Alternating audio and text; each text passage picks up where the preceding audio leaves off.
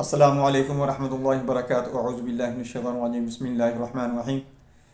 दोस्तों, आज मैं बहुत ही अहम मौजू पर बात करूंगा जो 10 में से 5 औरतों का मामला होता है कि उनको प्रेगनेंसी नहीं होती, उनको इरेगुलर जो मेंसेस सर्कल होता है वो इरेगुलर हो जाता है, जिसकी वजह से और बहुत सी कॉम्प्लिकेशन पैदा हो जाती हैं और उनको पता नहीं होता कि ये उनके साथ मामला क्या हो रहा है।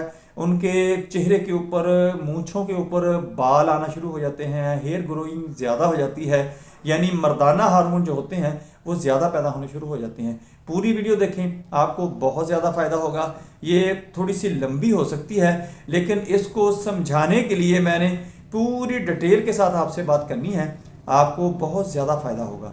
मैं हूं डॉक्टर हाफिज़ दस्तार अंजम, आप देख रहे हैं यूट्यूब चैनल। मेरा आज का जो